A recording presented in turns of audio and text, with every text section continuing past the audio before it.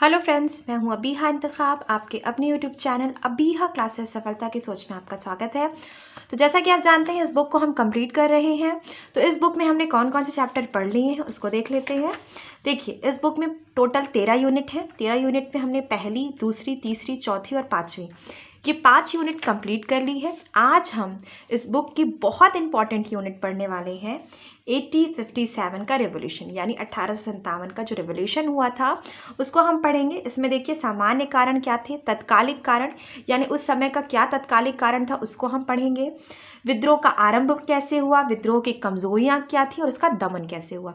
देखिए, बहुत ही महत्वपूर्ण विद्रोह है, क्योंकि अगर इस विद्रोह को सही दिशा मिल जाती तो शायद हम आज़ाद इसी साल 1857 में ही हो जाते। 1947 तक की हमें इंतज़ार, जिसे कह सकते हैं, नहीं करना पड़ता।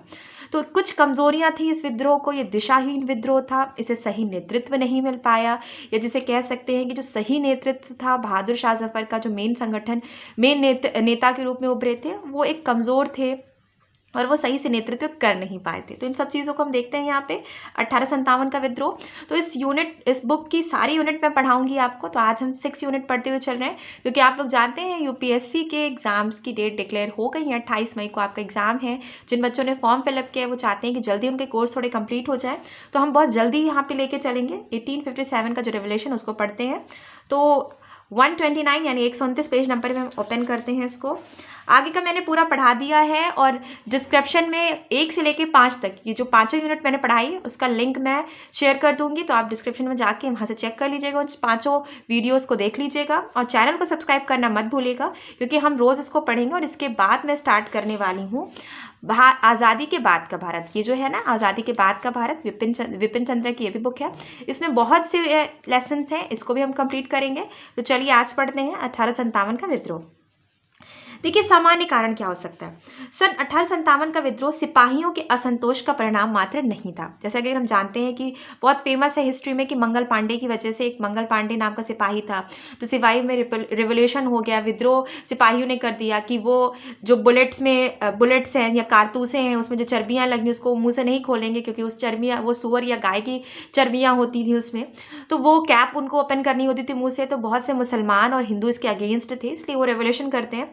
लेकिन सिर्फ सिपाहियों का ही विद्रोह 1857 का विद्रोह नहीं बना है। चलिए इसको देखते हैं कि सिपाहियों के असंतोष का परिणाम मात्र नहीं था। वास्तव में यह औपनिवेशिक शासन के चरित्र, उसकी नीतियों, उसके कारण, कंपनी के शासन के प्रति जनता के संचित असंतोष और विदेशी शासन के प्रति उनका घृणा का परिणाम भी था। यानी पूरा एक बारूद बन रहा था धीरे धीरे, जिसे कह सकते हैं, लेकिन एक चिंगारी का काम किया सिपाहियों के विद्रोह ने। ठीक है, तो पहले से बहुत से ऐसे कारण थे। जन असंतोष का संभवतः सबसे महत्वपूर्ण कारण अंग्रेजों द्वारा देश का आर्थिक शोषण तथा देश के परंपरागत आर्थिक ढांचे का विनाश था। इन दोनों बातों ने बहुत ही बड़ी संख्या में किसानों और दस्तकारों तथा हस्तशिल्पियों को, और साथ ही बड़ी संख्या में परंपरागत जमींदारों तथा मुखिया लोगों को निर्धनता के मुंह में झोंक दिया। देखिए, यहाँ पे क्या बताया जा रहा है कि जो कंपनी जो शासन कर रही थी और वो जो आर्थिक ढांचे थे वो धीरे धीरे खत्म होते जा रहे थे भारतीयों के। कंपनी का शासन जो था वो शोषण युक्त शासन था। वो छोटे किसानों को, जिसे कह सकते हैं आप, और दस्तकारों को, बुनकरों को, शिल्पकारों को समाप्त करती जा रही थी। इनके आर्थिक ढांचे पे बहुत बड़ी चोट कर रही थी। ठीक है, अंग्रेजों की जमीन और राजस्व संबंधित नीतियों तथा कानून और प्रशासन की व्यवस्था इस असंतोष के अन्य सामान्य कारण रहे। खासकर जमीन के बहुत अधिक लगान के कारण जमीन का मालिकाना अधिकार बहुत सारे किसानों के हाथ से निकलकर व्यापारियों तथा सूदखोरों के हाथ में चला गया। देखिए, क्या हुआ कि जब बहुत ज़्यादा टैक्स लगाए दिए गए और टैक्स जब बढ़ते ही चले गए और टैक्स में कोई कमी नहीं हुई, तो जो किसान थे उनके हाथों से ज़मीन निकल गई और ये व्यापारियों और सूदखोरों के हाथों में चली गई, और वे कर्ज के भारी बोझ तले दबकर रह गए। और ये नए जमींदार उन परंपराओं से अपरिचित थे जो पुराने जमींदारों को किसानों से जोड़कर रखती थी, और इसलिए उन्होंने लगान को बेपनाह बढ़ाकर किसानों को तबाह कर दिया। जो किसान लगान अदा नहीं कर सके उनसे जमीन छीन ली गई, और किसानों की इस तबाही का नतीजा उन 12 बड़े तथा अनेक छोटे अकालों के रूप में सामने आया जो 1770 और 1857 के बीच में पड़े। देखिए, जो बड़े अकाल पड़े भारत में, उसकी एक बहुत बड़ी वजह यह भी थी कि किसानों पे हद से ज़्यादा टैक्स बढ़ा दिए गए थे, बारिश हो नहीं रही थी, उनके पास इतने उन्नत बीज नहीं थे, कोई नई तकनीक नहीं थी, और इसकी वजह से ये अकाल जो पड़े। जिसमें बंगाल का अकाल बहुत फेमस अकाल है, इसको मैं पढ़ाऊंगी आपको जब आगे हम चलेंगे तो। इसके अलावा निचले स्तरों पर प्रशासन में व्याप्त भ्रष्टाचार ने साधारण जनता को बुरी तरह प्रभावित किया। पुलिस, छोटे अधिकारी तथा निचली अदालतें भ्रष्टाचार के मामले में बहुत बदनाम रही। ये सामान्य कारण है जो हर तरफ से उठ रहे थे। अभी देखिए किसानों का एक कारण हो गया यहाँ पे। अब दूसरा कारण यहाँ पे कि भ्रष्टाचार, करप्शन कितना ज्यादा था, प्रभावित किया। पुलिस, छोटे अधिकारी तथा निचली अदालतें भ्रष्टाचार के मामले में बहुत बदनाम रहे। विद्रोह के कारणों की चर्चा करते हुए 1859 में एक ब्रिटिश अधिकारी विलियम्स एडवर्ड ने लिखा है कि पुलिस को जनता कोड़ समान समझती थी। मतलब पुलिस से जनता इतना ज्यादा डरती थी, इसे अपनी सहायता के लिए वो नहीं देखती थी। वो ये सोचती थी कि पुलिस है, बड़े अधिकारी हैं, तो वो कुछ ना कुछ करप्शन या भ्रष्टाचार में लिप्त ही होंगे, हमारा नुकसान ही होगा उल्टा। तो जनता कोड़ के समान समझती थी और पुलिस का दमन और लूट घसोट हमारी सरकार के प्रति जनता के असंतोष का एक प्रमुख कारण था। ये किसने कहा है? ये विलियम्स एडवर्ड ने लिखा है। उनके छोटे अधिकारी रैयत तथा जमींदारों को सताकर अपना घर भरने का कोई अवसर नहीं चूकते थे। समाज के मध्य तथा उच्च वर्ग, खासकर उत्तर भारत में प्रशासन की अच्छी आय वाले ऊंचे पदों में शामिल नहीं किए जाते थे। इसका उन पर बुरा असर पड़ा। एक के बाद एक देशी रजवाड़ों के नष्ट होने का नतीजा यह हुआ कि जो भारतीय इन रजवाड़ों के प्रशासन और अदालतों में ऊंचे पदों पर थे, वे जीविका के साधन खो बैठे। अंग्रेजों का अधिकार जमने के कारण जो लोग सांस्कृतिक गतिविधियों के जरिए जीविका कमाते थे, वे भी बर्बाद हो गए। भारतीय शासक कला और साहित्य के संरक्षक थे और विद्वानों, धर्मगुरुओं तथा फकीरों आदि की सहायता करते रहे। जब इन शासकों के अधिकारी ईस्ट इंडिया कंपनी ने छीन लिए तो यह संरक्षण भी एकाएक समाप्त हो गया और जो लोग इस पर निर्भर थे, वे गरीबी के चंगुल में जा फंसे। धर्मोपदेशों, पंडितों और मौलवियों ने जो यह महसूस कर रहे थे, उनका पूरा भविष्य खतरे में था। विदेशी शासन के प्रति घृणा पैदा करने में महत्वपूर्ण भूमिका निभाई। देखिए, अगर हम बात करते हैं कि धर्म गुरु, चाहे वो पंडित हो चाहे वो मौलाना हो, इनका भी एक आय का स्रोत यही सब कुछ तरीके थे जिनसे वो अपना काम काज चलाते थे। कला, साहित्य, विद्वान, इसी से वो जुड़े हुए थे। अगर हम बात करते हैं मुगल टाइम में, या अगर हम बात करते हैं उसके पहले जो एंशिएंट हिस्ट्री में, अगर हम जानते हैं कि कई सारे वंश गुजरे, उसमें धर्म गुरुओं और विद्वानों और कला साहित्य को काफ़ी तरजीह दी जाती थी, काफ़ी इज्जत दी जाती थी, जिससे उनकी आर्थिक स्थिति सुधरती थी। लेकिन अंग्रेज ऐसा नहीं कर रहे थे और जिसकी वजह से ये लोग जो मौलवी हैं, पंडित हैं, विद्वान हैं, कला साहित्य से जुड़े हुए साहित्यकार थे या कलाकार थे, ये इनकी आर्थिक स्थिति खराब होती जा रही थी। ब्रिटिश सरकार की अलोकप्रियता का एक और प्रमुख कारण उसका विदेशी होना भी था। अब देखिए, लोग कहते हैं ना कि अपना अगर हम पे अत्याचार करता है तो हम बर्दाश्त कर लेते हैं, लेकिन अगर कोई बाहर का अत्याचार करता है तो हम बर्दाश्त नहीं कर पाते। तो यहाँ पे एक ये भी भावना थी लोगों के अंदर कि ब्रिटिशर्स बाहर से आए हैं, ब्रिटिश हैं, तो इस वजह से भी वो उनको थोड़ा घृणा की दृष्टि से देखते थे। अंग्रेज भारत में लगातार परदेसी ही बने रहे। और अगर हम बात करें कि मुगल अगर इंडिया में आए तो उन्होंने कुछ यहाँ के लोगों से वो मिले, उन्होंने यहाँ के लोगों के लिए काम किया, दिलों पे राज किया। कुछ ऐसे मुगल हैं जिनके लिए लिखा जाता है कि उन्होंने ना सिर्फ भारत में बल्कि भारतवासियों के दिलों पे राज किया। तो वो परदेसी नहीं रहे, वो यहाँ से कुछ, जिसे कह सकते हैं कि यहाँ से माल इकट्ठा करके, मुगल यहाँ से माल इकट्ठा करके बाहर अपने देशों में नहीं ले जाते थे, वो यहीं आए और यहीं के होके रह गए। जबकि अंग्रेजों ने ऐसा नहीं किया, वो शुरू से परदेसी बन के आए और आखिर तक वो परदेसी बन के यहाँ पे रहे। आगे हम देखते हैं कि परदेसी रहे उनके और भारतीय लोगों के बीच में कोई संबंध या संपर्क नहीं रहा। पहले के विदेशी शासकों की तरह अंग्रेजों ने उच्च वर्गों के भारतीयों से भी सामाजिक मेलजोल नहीं बढ़ाया। जैसे अगर हम पहले विदेशी शासकों को देखते हैं जो ईरान से आए या फारस से आए या काबुल से आए, उन्होंने ऊपरी जो उच्च वर्ग थे उनसे तो मेलजोल बढ़ाया, लेकिन अगर हम अंग्रेजों की बात करते हैं तो उन्होंने सबके साथ शोषण किया, किसी को भी नहीं छोड़ा।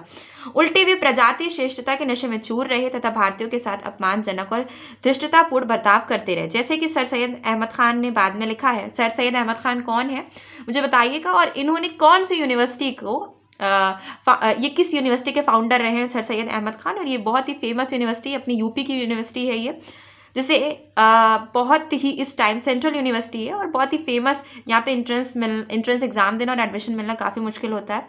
तो कौन सी यूनिवर्सिटी, मुझे कमेंट करके ज़रूर बताइएगा। उच्चतम श्रेणियों के देशी लोग तक भी बिना अंदरूनी डर के तथा बिना कांपे हुए कभी अधिकारियों के सामने उपस्थित नहीं हुए। ये सर सैयद अहमद खान ने लिखा। सर सैयद अहमद खान बहुत पढ़े लिखे व्यक्ति थे और वो ईस्ट इंडिया कंपनी में एक ऊंचे पद पे थे, लेकिन फिर भी वो लिखते हैं कि हम लोग भी जो ऊंचे अधिकारी थे उनका भी हाल ये होता था कि वो बिना डरे अंग्रेजों के सामने उपस्थित नहीं होते थे। तो आम जनता का हाल सोचिए क्या होता होगा। सबसे बड़ी बात यह है कि अंग्रेज भारत में बसने, इसे अपना घर बनाने नहीं आए थे। जैसा कि मैंने पहले बताया कि पहले कुछ जो विदेशी शासक आए उन्होंने भारत को अपना घर बना लिया, लेकिन अंग्रेजों ने ऐसा नहीं किया। उनका प्रमुख उद्देश्य धन कमाना तथा उस धन को लेकर ब्रिटेन लौटना था। भारत की जनता अपने नए शासकों के इस मूल विदेशी चरित्र को अच्छी तरह पहचानती थी। उन्होंने कभी भी अंग्रेजों को अपना शुभ चिंतक नहीं माना और उनके एक एक क्रियाकलापों को शंका की दृष्टि से देखते रहे। भारतीयों की मैं बात कर रही हूँ। जनता के बीच बढ़ते असंतोष के इस काल में भी कुछ ऐसी घटनाएं हुई जिनसे अंग्रेज सेनाओं की अपराजयता का भ्रम टूट गया और लोगों में यह विश्वास पनपने लगा कि ब्रिटिश शासन के दिन अब थोड़े ही रह गए हैं। पहले अफगान युद्ध, पंजाब के युद्ध तथा क्रीमियाई युद्ध में अंग्रेज सेनाओं की बुरी तरह पराजय हुई। फिर 1855 और 56 में बिहार और बंगाल के संथाल कबीले के लोग कुल्हाड़े तथा तीर धनुष लेकर विद्रोह पर उतर गए और अपने क्षेत्र से कुछ समय के लिए ब्रिटिश शासन का सफाया करके उन्होंने जन विद्रोह की क्षमताओं को स्पष्ट कर दिया। देखिए यहाँ पे अगर यहाँ पे कुछ विद्रोह हुआ और वो विद्रोह सफल हुए अंग्रेजों के खिलाफ, तो भारत में अन्य, अगर हम बात करते हैं अन्य क्षेत्रों में, ये बल मिला कि नहीं, इनको हराया जा सकता है। तो ये भी एक विद्रोह को पनपने का बहुत बड़ा रूप रहा 1857 का। आगे देखते हैं कि जनता केवल इसलिए नहीं विद्रोह करती कि वह अपने शासकों को उखाड़ फेंकना चाहती थी, इसके साथ ही उनमें यह भी भरोसा भी होना चाहिए कि यह काम वह कामयाबी के साथ कर सकती है। लॉर्ड डलहौजी, ये बहुत इंपॉर्टेंट नाम है। लॉर्ड डलहौजी ने 1856 में अवध को ब्रिटिश शासन में मिला दिया और पूरे भारत में तथा खास तौर पर अवध में इसकी तीखी प्रतिक्रिया हुई। उसने अवध को क्या किया, अगर हम बात करते हैं कि ब्रिटिश शासन में मिला दिया, और अवध आप जानते हैं कि बहुत ही फेमस रहा है नवाबों के लिए किसी टाइम में, तो खास तौर पर और इसमें अवध में काफ़ी नवाब जो थे वो, आप अगर उच्च समाज की बात करें तो उससे बिलोंग करते थे, तो काफ़ी तीखी प्रतिक्रिया हुई। डलहौजी के इस काम में कंपनी के सिपाही नाराज हो गए और इन सिपाहियों में 75,000 अवध के थे। 75,000 जो सिपाही थे वो अवध के थे। तो उन लोगों को बहुत गुस्सा लगा कि हम इनके अधीन तो काम कर ही रहे हैं, लेकिन अब हमारा घर भी, हमारी सारी प्रॉपर्टी और हमारी पूरी फैमिली भी इनके अधीन हो गई है। इसके अलावा अवध के अधिग्रहण के कारण सिपाहियों की आय पर बुरा असर पड़ा। अब अवध में इनके परिवार के पास जो ज़मीनें थीं उन पर भी उन्हें अधिक टैक्स देने पड़ रहे थे। अवध के अधिग्रहण के लिए डलहौजी ने जो तर्क दिया था वह यह था कि वह जनता को नवाब के कुप्रबंध से तथा तालुकेदारों के दमन से मुक्ति दिलाना चाहता था, परंतु वास्तव में जनता को कोई राहत नहीं मिली। उल्टे साधारण जनता को अब पहले से अधिक भू राजस्व तथा खाने पीने की वस्तुओं, मकानों, खोमचों तथा ठेलों, अफीम और न्याय पर अधिक टैक्स देने पड़ रहे थे। अधिकांश तालुकेदारों तथा जमींदारों की जागीरें भी अंग्रेजों ने जब्त कर ली। संपत्तिहीन बने इन तालुकेदारों की संख्या लगभग 21,000 थी। अपनी खोई जागीरों और सामाजिक स्थितियों को पुनः प्राप्त करने के लिए बेचैन ये लोग ब्रिटिश शासन के सामने सबसे खतरनाक दुश्मन बन गए। अब देखिए यहाँ पे कई सारे पॉइंट्स बनते जा रहे हैं, यानी अगर मैं बात करूँ, बारूद का घड़ा तैयार हो रहा है और एक चिंगारी जो है उसको हम आगे पढ़ेंगे कि वो कौन सी चिंगारी रही जिसने 1857 का विद्रोह शुरू कर दिया। भारतीय शासकों के प्रति अपने मौखिक या लिखित वादों तथा समझौतों को उन्होंने बार बार तोड़ा। अगर वो जो अंग्रेज अधिकारी थे वो भारतीय शासकों से, जो छोटे भारतीय शासक रहे या जिसे कह सकते हैं आला अफसर रहे भारत के, उनसे, अगर आला अफसर तो मैं नहीं कह सकती क्योंकि उन्होंने कोई बड़ी पोस्ट तो नहीं दी, लेकिन अगर जो भी शासक रहे किसी भी छोटी रियायत के या अगर किसी भी राज्य के, तो उनसे बड़े बड़े जो वादे किए उन सभी को उन्होंने तोड़ दिए, चाहे वो लिखित वादा हो, चाहे वो मौखिक हो, मुँह से किया गया हो। उनके अपने अधीन बनाकर उन्हें सरों पर अपने आदमी बिठा दिए गए। देखिए यहाँ पे क्या किया गया कि उन्हें बार बार तोड़ा गया, उनका राज्य हड़प लिया गया या उनको अपने अधीन बनाकर उनके सरों पर अपने आदमी बैठा दिए गए, यानी कोई अंग्रेज बैठा दिया गया, या अगर वो कोई इंडियन भी बैठाया गया उनके ऊपर तो वो अंग्रेज़ों का पिट्ठू ही होता था, यानी अंग्रेज़ों का ही गुलाम होता। वो इंडियन तो होता लेकिन वो अंग्रेज़ों का ही कहीं ना कहीं से गुलाम होता, तो वो उस अंग्रेज़ों का ही आदमी होता। राज्य हड़पने उनके अधीन बनाने की नीति नाना साहब, झांसी की रानी, बहादुर शाह जैसे अनेक शासकों को अंग्रेजों का कट्टर दुश्मन बनाने के लिए सीधे सीधे जिम्मेदार थी। नाना साहब पेशवा बाजीराव द्वितीय के दत्तक पुत्र थे। अंग्रेज बाजीराव द्वितीय को जो पेंशन दे रहे थे उनसे नाना साहब को देने से इनकार कर दिया, क्योंकि दत्तक थे ना, दत्तक पुत्र का मतलब होता है गोद ले हुए। तो अंग्रेजों की नीति हो चुकी थी कि दत्तक पुत्रों को कोई भी अधिकार नहीं मिलेगा, और अगर दत्तक पुत्र कोई लेता है, यानी कि अगर कोई गोद भी अपना कोई गोद बेटा लेता है या पुत्र लेता है, तो उसकी संपत्ति अंग्रेजों के अधीन जाएगी, उस दत्तक पुत्र को कुछ भी नहीं मिलेगा। झांसी में भी यही मैटर होता है। दत्तक पुत्र थे, अंग्रेज बाजीराव द्वितीय को जो पेंशन दे रहे थे उसे नाना साहब को देने से इनकार कर दिया और उनको अपनी पैतृक राजधानी पूना से बहुत दूर कानपुर कानपुर में रहने पर बाध्य कर दिया गया, यानी उन्हें अपनी जो प्रॉपर्टी थी वो भी छीन ली गई। रानी की इच्छा यह थी कि उनके स्वर्गीय पति के सिंहासन पर उनका दत्तक पुत्र बैठे, यानी झांसी की रानी की मैं बात कर रही हूँ। झांसी की रानी के कोई पुत्र नहीं थे, उन्होंने एक बेटा गोद लिया था, लेकिन सिंहासन वो चाहती थी कि सिंहासन पर उनका बेटा बैठे जिनका नाम दामोदर था। लेकिन बाद में अंग्रेजी नीति ये हो गई कि नहीं, आप जो भी बच्चा अडॉप्ट करते हैं हम उसको मान्य नहीं मानेंगे। अगर वो आपका खून है यानी आपकी औलाद है तो हम उसको मानते हैं कि वो सिंहासन पर बैठेगा, लेकिन दत्तक पुत्र को हम सिंहासन पर बैठने नहीं देंगे। ये डलहौजी की नीति थी। 1849 में डलहौजी ने मुगल वंश की प्रतिष्ठा पर यह घोषणा करके चोट कर दी कि बहादुर शाह के उत्तराधिकारी को ऐतिहासिक लाल किला छोड़कर दिल्ली के बाहर कुतुब मीनार के पास एक बहुत छोटे निवास स्थान में रहना होगा। ये बहुत बड़ी चोट थी।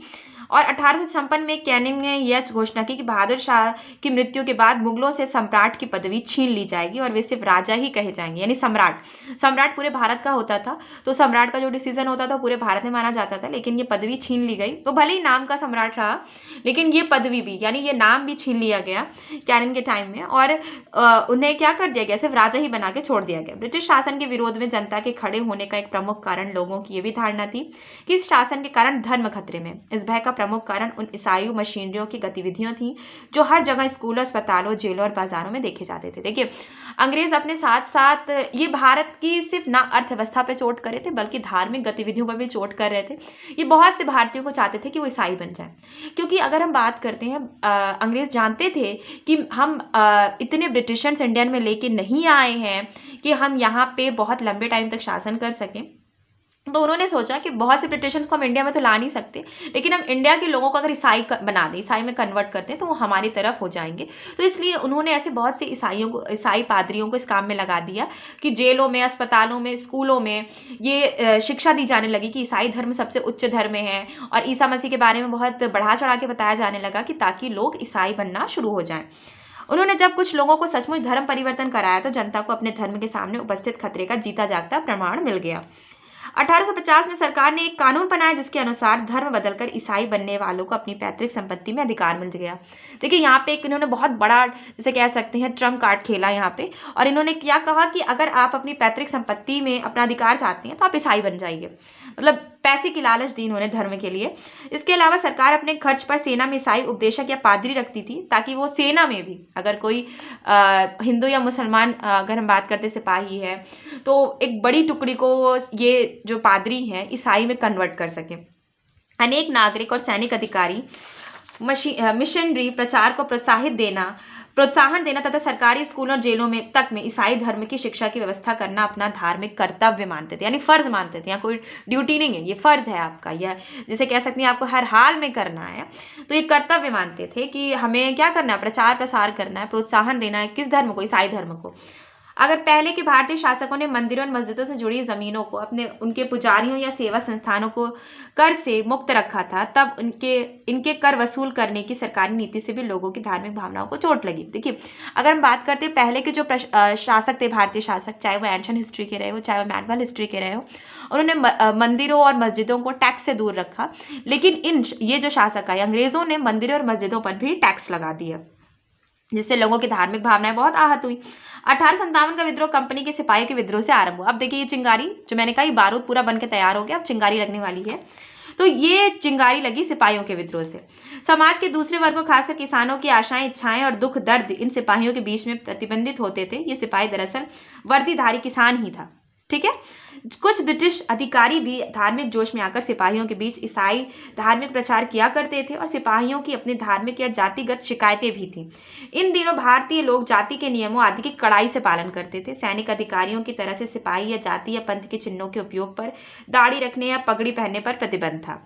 अगर बात करते हैं कि 1856 में एक कानून बना जिसके अनुसार हर नए भर्ती होने वाले सिपाही को आवश्यकता हो तो समुद्र पार जाकर भी सेवा करने की अमानत देनी पड़ती थी। लेकिन अगर हम जानते हैं कि हिंदू धर्म में ऐसा बहुत ही उस समय गलत माना जाता था कि वो समुद्र पार नहीं कर सकते। समुद्र अगर वो पार करते हैं तो उनको बहुत पाप मिलेगा और वो नर्क में जाएंगे। लेकिन ये कहा जाता था कि जब भर्ती कराई जाती थी कि आपको समुद्र पार करके बाहर भी ले जाया जा सकता है, यानी ब्रिटेन में भी आपको ले जाया जा सकता है, इंग्लैंड की तरफ से भी आपको लड़ाया जाएगा। और यही कंडीशन हम देखते हैं कि जब फर्स्ट वर्ल्ड वॉर होता है तो बहुत से इंडियंस जाते हैं, भारत से लोग, बहुत से सिपाहियों को ले जाया जाता है इंग्लैंड में लड़ने के लिए। इंग्लैंड की तरफ से। तो ये समुद्र पार करने की कंडीशन भी मनवाई जाती है कि आपको अगर सिपाही में भर्ती होना है तो समुद्र पार करना पड़ेगा। इससे भी सिपाहियों की भावना को चोट पहुंची, क्योंकि उस समय की हिंदू धार्मिक मान्यताओं के अनुसार समुद्र यात्रा पाप थी और इसके दंड में किसी को भी जाति से बाहर कर दिया जाता था। ब्रिटिश अधिकारी सिपाहियों से अक्सर अपमानजनक व्यवहार करते थे। उसे नीग्रो जैसा समझा जाता था, जिसे सुअर कहकर पुकारा जाता था। देखिए, अगर हम बात करते सिपाहियों को बहुत ही बेकार व्यवहार से या अपमानजनक व्यवहार के साथ रखा जाता था और उन्हें नीग्रो, अगर मैं बात करूं अमेरिका में सुपीरियर और नीग्रो होते हैं। सुपीरियर का मतलब होता है जो गोरे लोग होते हैं उन्हें सुपीरियर कहा जाता है और जो काले लोग होते हैं उन्हें नीग्रो कहा जाता है। वो नीग्रो समझते थे भारतीय सिपाहियों को और सुअर कह के पुकारते थे।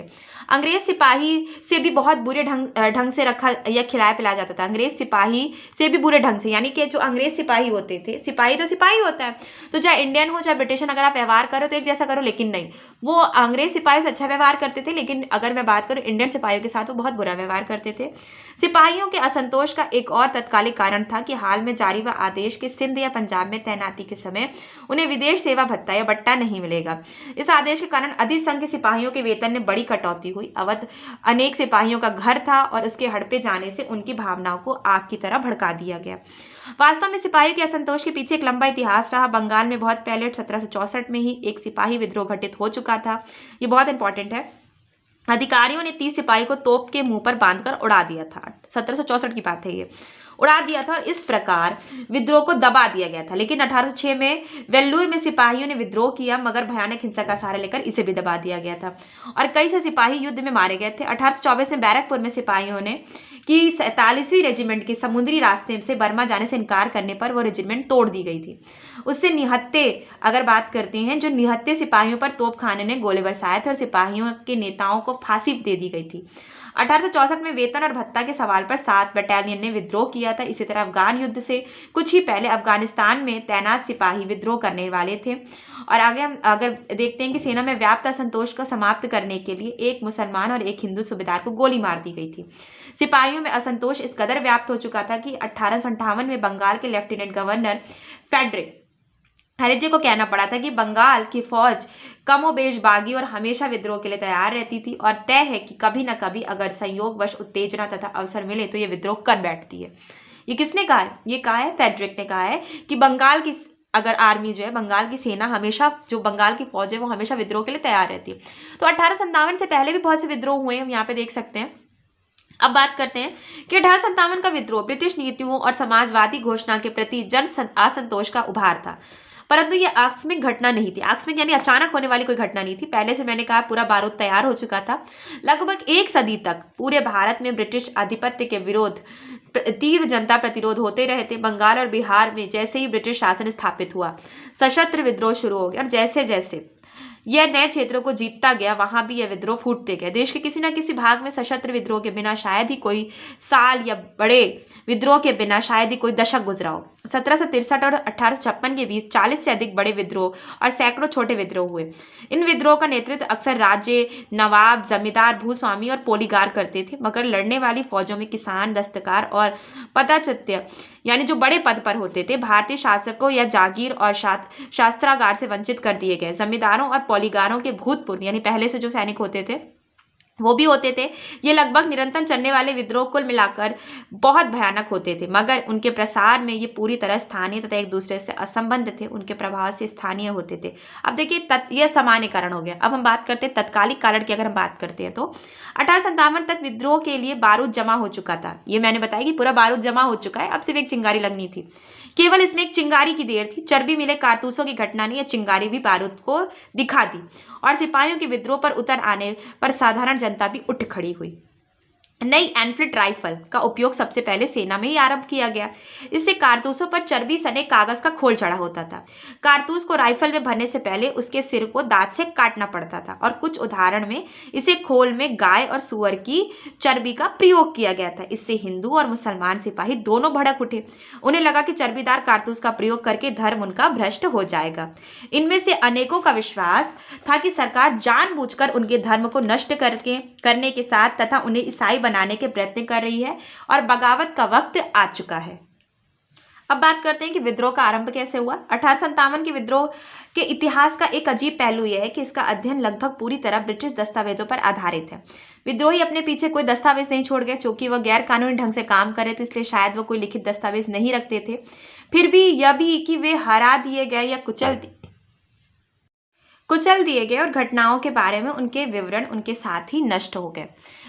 अगर हम बात कर सकते हैं कि हमारे पास कोई ऐसा लिखित दस्तावेज नहीं है कि ये विद्रोह कैसे आरंभ हुआ, कैसे इसका अंत हुआ, और इसकी एक वजह ये भी हो सकती है क्योंकि वो कोई लीगल काम तो कर नहीं रहे थे कि एक फाइल तैयार करते, लेकिन जो भी हमें पता चलता है वो ब्रिटिशन इतिहास के थ्रू ही हमें पता चलता है। तो इसलिए हमें बहुत सही जानकारी मिले इस विद्रोह को लेके, ये भी सही नहीं है क्योंकि ब्रिटिशन से इतनी अच्छी जानकारी और सही जानकारी तो हमारे लिए लिख नहीं सकते। तो इसलिए इसके बारे में बहुत सी इतिहासकार अलग अलग मत रखते हैं अपना। विद्रोह का आरंभ 10 मई 1857 को दिल्ली से 36 मील दूर मेरठ में हुआ। फिर यह तेजी से बढ़ता हुआ पूरे उत्तर भारत में फैल गया। जल्द ही उत्तर में पंजाब से लेकर दक्षिण में नर्मदा तक तथा पूर्व में बिहार से लेकर पश्चिम में राजस्थान तक एक विस्तृत भूभाग इसकी चपेट में आ गया। मेरठ में विद्रोह के भड़कने से पहले ही बैरकपुर में मंगल पांडे शहीद हो चुके थे। अगर पूछा जाता है कि मंगल पांडे को फांसी कहाँ दी गई, तो बैरकपुर में दी गई है। वे एक नौजवान सिपाही थे जिनको अकेले विद्रोह करने तथा अपने अधिकारियों पर हमला करने के कारण 8 अप्रैल 1857 को फांसी दे दी गई थी। इस तरह की अनेक घटनाएं इस बात का संकेत थी कि सिपाहियों में असंतोष तथा विद्रोह भाव पनप रहे हैं। फिर भी इसके बाद मेरठ में विस्फोट हुआ और 24 अप्रैल को तीसरी देशी घुड़सवार सेना के 90 लोगों ने चर्बीदार कारतूस लेने से इनकार कर दिया। यानी कि फांसी होनी थी तो अंग्रेज सोच रहे थे कि डर जाएंगे सिपाही, पर ऐसा नहीं हुआ। सिपाहियों ने विद्रोह स्टार्ट कर दिया था, तो अब पीछे मुड़ के वो देखने वाले नहीं थे। कारतूस लेने से इनकार कर दिया था। इनमें से 85 को 9 मई को बर्खास्त करके 10-10 साल की बामशक्कत सजाएं दे दी गई। यानी कोई उसमें जिसे कह सकते जमानत नहीं मिलनी थी। 10 साल तक उनको पूरी अपनी सजा कंप्लीट करनी थी और जंजीरों में जकड़ दिया गया। इससे मेरठ में तैनात भारतीय सिपाहियों में एक आम विद्रोह भड़क उठा। फिर अगले ही दिन 10 मई को उन्होंने अपने कैदी सिपाहियों को छुड़ा लिया, अपने अधिकारियों को मार डाला तथा विद्रोहों का झंडा बुलंद कर दिया। जैसे जैसे कोई चुंबक उनको खींच रहा है, वे सूर्यास्त के बाद दिल्ली की ओर चल पड़े। मेरठ के सिपाही जब अगली सुबह दिल्ली में दिखाई पड़े तो वहां की पैदल सेना आकर उनके साथ मिल गई। उन्होंने अपने यूरोपीय अधिकारियों को मार डाला और शहर को घेर लिया। बागी सिपाहियों ने बूढ़े और शक्तिहीन बहादुर शाह जफर को भारत का सम्राट घोषित कर दिया। दिल्ली जल्द ही इस महान विद्रोह का केंद्र बन गई। दिल्ली हमेशा से हर चीज का, अगर मैं बात करती हूँ, भारत की राजनीति का केंद्र ही रही है। तब बहादुर शाह इसके महान प्रतीक बन गए क्योंकि वही एक आखिरी उम्मीद बचे थे। इस अंतिम मुगल बादशाह को जिस तरह वह स्फूर्त ढंग से देश का नेता बना दिया गया, वह इस तथ्य का प्रमाण था कि मुगल खानदान के लंबे शासन ने इस खानदान को भारत की राजनीतिक एकता का प्रतीक बना दिया। केवल इस एक कार्य के द्वारा सिपाहियों ने एक फौजी विद्रोह को एक क्रांतिकारी युद्ध में बदल दिया। यानी एक फौजी विद्रोह जो था वो एक क्रांतिकारी युद्ध बन गया था। यही कारण था कि पूरे देश के विद्रोही सिपाहियों के कदम अपने आप दिल्ली की ओर मुड़ गए और विद्रोह में भाग लेने वाले सभी भारतीय राजाओं ने मुगल सम्राट के प्रति अपनी वफादारी घोषित करने में कतई देर नहीं लगाई, क्योंकि वो जानते थे कि अगर दिल्ली में कोई एक सेंटर लीडर है हमारा तो बहादुर शाह जफर ही है। तो सारे सिपाही अब दिल्ली को केंद्र मान दिया था उन्होंने युद्ध का, और बहादुर शाह जफर को अपना नेता। फिर सिपाहियों के कहने पर ही संभवतः उनके दबाव में बहादुर शाह ने भारत के सभी राजाओं और सरदारों को पत्र लिखा और उनसे आग्रह किया कि ब्रिटिश साम्राज्य से लड़ने और उसको हटाने के लिए वे भारतीय राज्यों को एक महासंघ स्थापित करें। जल्दी बंगाल की पूरी सेना विद्रोह में शामिल हो गई, क्योंकि हमने पहले ही बताया कि पहले ही कहा गया था कि बंगाल की सेना हमेशा विद्रोह में आगे रहती थी और उसे एक जिसे कह सकते हैं कि एक उम्मीद मिलनी चाहिए थी, और ये उम्मीद उसे दिल्ली से मिल गई थी, तो वो भी शामिल हो गई विद्रोह में और ये तेजी से फैल गया। अवध, रेहुलखंड, दोआबा, बुंदेलखंड। दोआबा का मतलब होता है 2 नदियों के बीच का क्षेत्र। बुंदेलखंड, मध्य भारत, बिहार का एक बड़ा भाग, पूर्वी पंजाब, इन सभी जगहों पर ब्रिटिश साम्राज्य चरमरा उठा। अनेक रजवाड़ों में शासकों तो अंग्रेज मालिकों के प्रति वफादार बने रहे, मगर उनकी फौजों में विद्रोह भड़क उठा था, भड़कने के करीब आ गया था। इंदौर के अनेक फौजी विद्रोह करके सिपाहियों में आ मिले। इस तरह ग्वालियर के 20,000 से अधिक फौजी तात्या टोपे और झांसी की रानी के साथ चले गए। राजस्थान तथा महाराष्ट्र के अनेक छोटे सरदार अपनी जनता का भरोसा पाकर विद्रोही बन गए।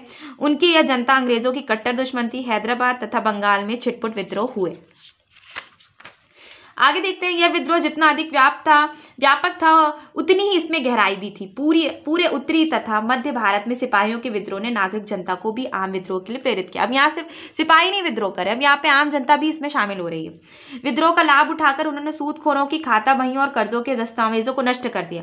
अब यहाँ पे सिपाही अपना भी फायदा देखने लगे और यहाँ पे थोड़ा जैसे कह सकते हैं कि विद्रोह थोड़ा भटका और वो लूट मार में भी शामिल होने लगा। उन्होंने अंग्रेजों द्वारा स्थापित अदालतों, तहसीलों, कार्यालयों, मालगुजारी के दस्तावेजों तथा थानों पर हमले किए। यह भी महत्वपूर्ण बात थी कि अनेक लड़ाइयों के सामान्य जनता की संख्या सिपाहियों से बहुत ज्यादा थी। एक अनुमान के अनुसार अवध में अंग्रेजों से लड़ते हुए मरने वाले लगभग 1.5 लाख लोगों में 1 लाख से अधिक सामान्य नागरिक थे। यानी अगर बहुत बड़ी संख्या की अगर बात करते हैं तो इतने ज्यादा सामान्य नागरिक मारे गए थे। 1857 की विद्रोह का जन चरित्र उस समय भी स्पष्ट हुआ जब अंग्रेजों ने इसे कुचलने की कोशिश की। उन्होंने विद्रोही सिपाहियों को ही नहीं दबाया बल्कि दिल्ली, अवध, पश्चिमोत्तर प्रांत, आगरा, मध्य भारत और पश्चिम बिहार की जनता के खिलाफ भी एक भरपूर और निर्मम लड़ाई उनको लड़नी पड़ी। पूरे के पूरे गांव जला दिए गए तथा ग्रामीण और नगरीय जनता का कत्लेआम किया गया। यहाँ पे अब क्योंकि वो जान रहे थे कि सिपाही विद्रोह सामान्य विद्रोह में बदल चुका है, इसमें आम जनता भी शामिल हो रही, तो वो आम जनता के खिलाफ भी कठोर हो रहे थे और पूरे के पूरे गांव जला रहे थे, नगरीय जनता का कत्लेआम कर रहे थे। अंग्रेजों को एक एक करके गांव से लड़ना पड़ा और उत्तरी भारत के अनेक भागों से फिर से जीतना पड़ा और लोगों को बिना किसी मुकदमे के फांसी देना तथा फांसी के बाद सबके सामने पेड़ों से लटकाना पड़ा। इन सब से पता चलता था कि इन क्षेत्रों में विद्रोह कितना फैल चुका था।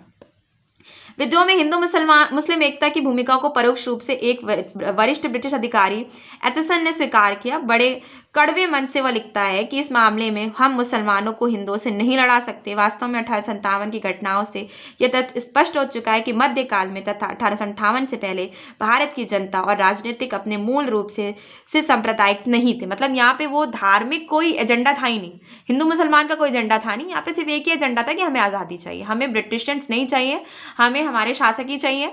तो इसलिए वो ये मान रहा था कि कोई सांप्रदायिकता नहीं थी। 1857 की विद्रोह के प्रमुख केंद्र दिल्ली, कानपुर, लखनऊ, बरेली, झांसी तथा आरा यानी बिहार। दिल्ली में प्रतीक रूप में कहने को विद्रोह के नेता सम्राट बहादुर शाह थे, परंतु वास्तविक नियंत्रण एक सैनिक समिति के हाथों में था जिसके प्रमुख जनरल बख्त खान था। यानी अगर बात करते हैं कि बहादुर शाह जफर एक लीडर थे मेन, लेकिन यहाँ पे मेन अगर हम बात करते हैं मेन जो थे हमारे वो थे जनरल बख्त खान, जो पूरे सिपाही नेतृत्व को देख रहे थे। विद्रोह के नेतृत्व की जंजीर में सबसे कमजोर कड़ी शायद सम्राट बहादुर शाह थे, क्योंकि मैंने पहले ही बताया कि बहादुर शाह सफर की उम्र भी हो चुकी थी और वो सही से नेतृत्व नहीं कर पा रहे थे। उनका कमजोर व्यक्तित्व, हाँ उनका व्यक्तित्व भी बहुत कमजोर था, उनकी अधिकारी और नेतृत्व के गुणों का अभाव, इन्हीं कारणों से विद्रोह के प्रमुख केंद्रों में ही राजनीतिक दुर्बलता आई और इससे विद्रोह को अकथनीय हानि पहुंची। आगे बात करते हैं कि कानपुर में विद्रोह के नेता नाना साहब थे, जो पेशवा बाजीराव द्वितीय के दत्तक पुत्र थे। सिपाहियों की सहायता से अंग्रेजों को कानपुर से खदेड़कर नाना साहब ने स्वयं को पेशवा घोषित कर दिया था कानपुर में।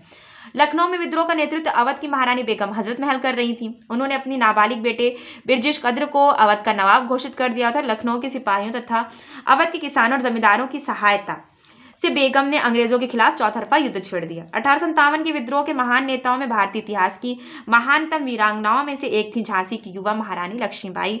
जब अंग्रेजों ने झांसी की गद्दी के लिए एक उत्तराधिकारी गोद लेने की रानी के अधिकार को नहीं माना, उनके राज्य का अधिग्रहण कर लिया और उन्हें धमकी दी कि झांसी के सैनिकों को विद्रोह के लिए भड़काने के लिए उन्हें उत्तरदायी माना गया है, तब रानी विद्रोहियों से आ मिली और रानी कुछ समय तक अनिश्चित की स्थिति में रही। लेकिन जब उन्होंने विद्रोहियों का साथ देने का फैसला कर लिया तो बहुत बहादुरी के साथ उन्होंने अपने सैनिकों का नेतृत्व किया।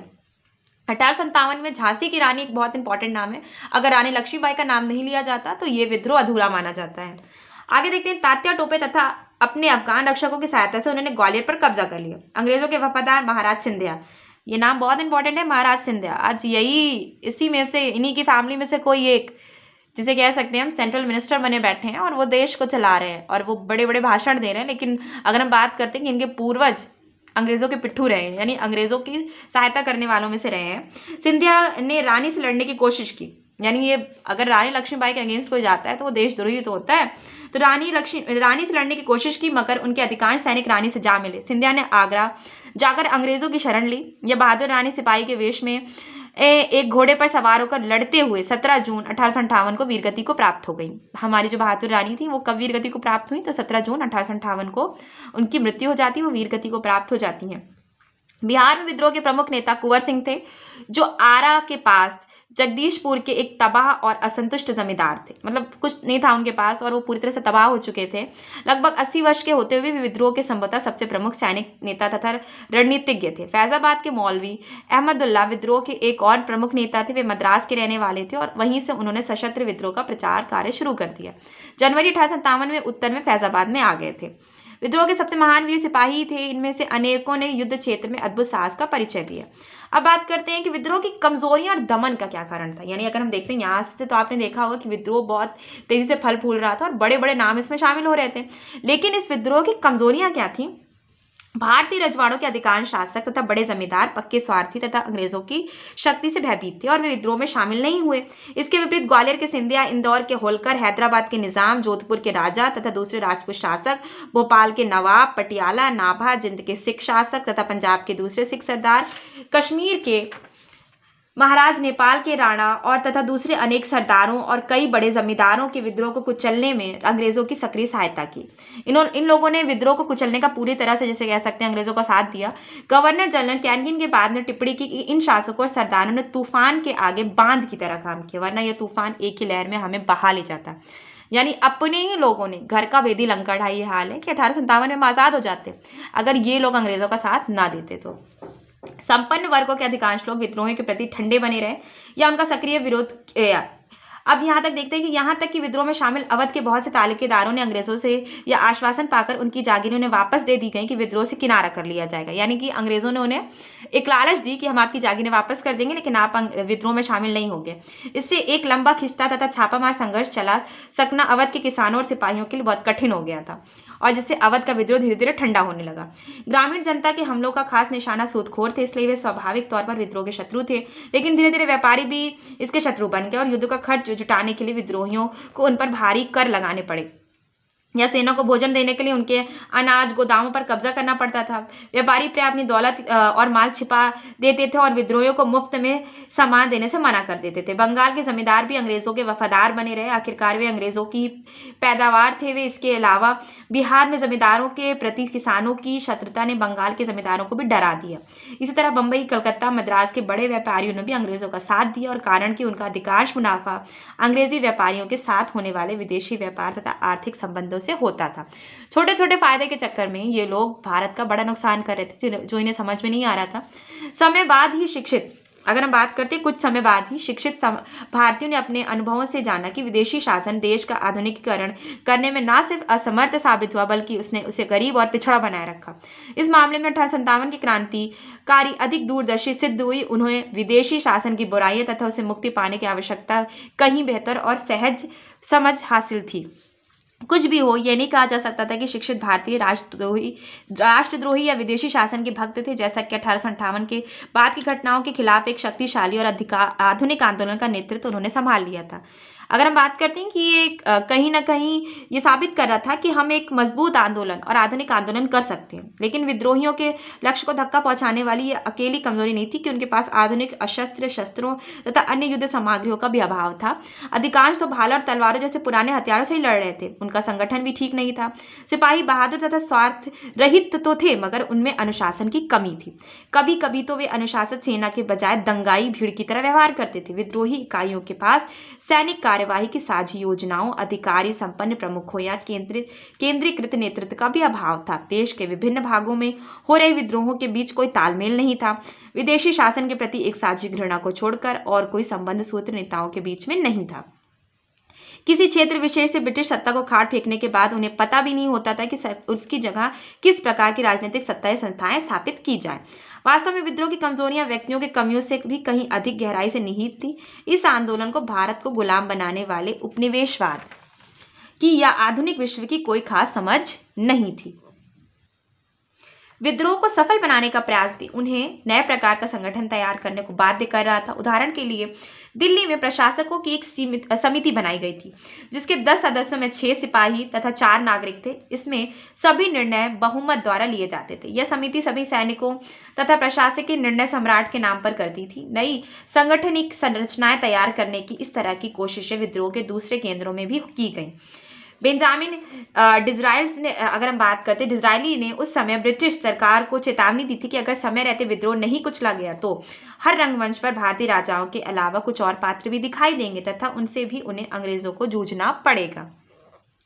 देश प्रेम का मतलब अपनी छोटी सी बस्ती क्षेत्र अधिक से अधिक अपने राज सत्ता के प्रति प्रेम था, यानी कि देश प्रेम, यहाँ पे देश प्रेम का भी अभाव था जिसके कारण ये विद्रोह सही से काम नहीं कर पाया। वो देश प्रेम में सिर्फ अपनी छोटी सी बस्ती, अपना छोटा सा राज्य मानते थे, वो भारत को, पूरे अखंड भारत को देश प्रेम की दृष्टि से नहीं देखते थे। तो ये भी एक बहुत बड़ा कारण था। आगे देखते हैं कि साझी अखिल भारतीय हितों तथा इस चेतना का कि ये हित सभी भारतीयों को परस्पर जोड़ते हैं अभी उदय नहीं हुआ था। वास्तव में 1857 के विद्रोह ने भारतीय जनता को एक साथ जोड़ने में तथा उनमें एक देश का वासी होने की चेतना जगाने में महत्वपूर्ण भूमिका निभाई। अंत में ब्रिटिश साम्राज्यवाद, जिसके पास एक विकासमान पूंजीवादी अर्थव्यवस्था थी जो दुनिया भर में शक्ति के शिखर पर बैठा था तथा जिसे अधिकांश भारतीय शासकों तथा सरदारों का सहयोग प्राप्त था, सैनिक दृष्टि से विद्रोहियों से अधिक शक्तिशाली सिद्ध हुआ। ब्रिटिश सरकार ने देश में भयानक संख्या में सेनाएं, धन तथा अस्त्र शस्त्रों को झोंक दिया। हालांकि खुद अपने इस दमन के लिए भारतीयों को बाद में पूरी कीमत चुकानी पड़ी। अंग्रेजों ने एक लंबे तथा भयानक युद्ध के बाद 20 सितंबर 1857 को दिल्ली पर दोबारा कब्जा कर लिया और यहीं पे हम कह सकते हैं कि ये विद्रोह समाप्त हो गया। कि विद्रोह समाप्त होने की कौन सी डेट अगर आप मानिए तो 20 सितंबर बिल्कुल सही डेट है। और बूढ़े सम्राट बहादुर शाह जफर को बंदी बना लिया गया, उनके राजकुमार पकड़कर वहीं मार डाले गए, सम्राट पर मुकदमा चला दिया गया और उन्हें निर्वासित कर रंगून भेज दिया गया। वहीं अपनी किस्मत पर आंसू बहाते हुए कि उन्हें अपनी जन्मभूमि से बहुत दूर कर दिया गया, वे 1862 में स्वर्गवासी हुए। इस तरह महान मुगल वंश आखिरकार पूरी तरह से समाप्त हो गया। विद्रोह के सभी महान नेता एक एक के बाद खोते रहे। नाना साहब की कानपुर में ही हार हुई। अंत तक हार न मानकर तथा आत्मसमर्पण से इनकार करके वे 1859 के आरंभ में नेपाल की ओर कूच कर गए, जिसके बाद उनका कोई पता नहीं चला। तात्या टोपे मध्य भारत के जंगलों में जा छिपे और वहीं से एक भयानक और शानदार छापामार युद्ध चलाते रहे, जब तक कि अप्रैल 1859 में वे सोते समय एक जमींदार दोस्त की गद्दारी के कारण पकड़े नहीं गए। जल्दी उन पर मुकदमा चलाकर उन्हें 15 अप्रैल 1859 को मौत की सजा दे दी गई। झांसी की रानी पहले ही 17 जून 1858 को युद्ध भूमि में लड़ते हुए शहीद हो चुकी थी। यानी जो बड़े बड़े नेतृत्व थे वो समाप्त होते जा रहे थे। 1859 तक कुंवर सिंह, बख्त खान, बरेली के खान, बहादुर खान, नाना साहब के भाई राव साहब और मौलवी अहमदुल्ला सभी स्वर्गवासी हो चुके थे, जबकि अवध की बेगम हजरत महल मजबूर होकर नेपाल में जा चुकी थी। यानी कि अब कोई बचा नहीं था और वो भी मजबूर हो चुकी थी, तो वो भी नेपाल में जाके जा छिपी। 1859 के अंत तक भारत पर ब्रिटिश सत्ता पूरी तरह से पुनः स्थापित हो चुकी थी, यानी फिर से स्थापित हो गई थी। परंतु विद्रोह व्यर्थ नहीं गया। यह हमारे इतिहास का एक शानदार पड़ाव था। यह पुराने ढंग के भारत को तथा उससे परंपरागत नेतृत्व को बचाने का एक हताशपूर्ण प्रयास था। प्रयास तो था ना, सबसे इंपॉर्टेंट चीज़ है कि उन्होंने कोशिश की, परंतु ये ब्रिटिश साम्राज्यवाद से मुक्ति के लिए भारतीय जनता का पहला महान संघर्ष था। यानी एक शुरुआत हो चुकी थी। इसने एक आधुनिक राष्ट्रीय आंदोलन के विकास का आधार तैयार कर दिया था। 1857 के वीरतापूर्ण तथा देशभक्तिपूर्ण विद्रोह तथा उसके पहले के अनेक विद्रोहों ने भारतीय जनता के मन में एक अमिट छाप छोड़ दी थी। और अगर देखते हैं कि उन्होंने ब्रिटिश शासन के प्रतिरोध की शानदार और स्थानीय परंपराएं कायम की तथा आगे की स्वाधीनता संग्राम में भारतीय जनता के लिए एक प्रेरणा का एक अक्षुण्ण स्रोत प्रदान किया। यानी पूरी तरह से अगर हम कहें ये विद्रोह असफल रहा तो ऐसा नहीं है। इस विद्रोह ने एक प्रेरणा का स्रोत दिया और ये विद्रोह एक महान प्रयास माना जाता है कि कहीं ना कहीं से शुरुआत की गई। तो आज आपका ये चैप्टर पूरा कंप्लीट हो गया। तो 6 चैप्टर मैंने आपके कंप्लीट करा दिए हैं। तो 5 चैप्टर जो मैंने कंप्लीट करवाए हैं उसके लिंक मैं डिस्क्रिप्शन में दे दूंगी, वहाँ पे जाके आप उन वीडियोस को देख लीजिएगा। चैनल को सब्सक्राइब करना मत भूलिएगा। और आपकी जो भी अगर आप क्वेश्चन करना चाहते हैं मुझसे या कुछ अगर आप कुछ पढ़ना चाहते हैं, कुछ नया सिलेबस जुड़वाना चाहते हैं तो कमेंट करके ज़रूर बताइए, क्योंकि UPSC की डेट एकदम आ चुकी है और एग्ज़ाम आपके सर पे हैं। तो आज का वीडियो देखने के लिए थैंक यू। लाइक, सब्सक्राइब और शेयर ज़रूर कीजिएगा।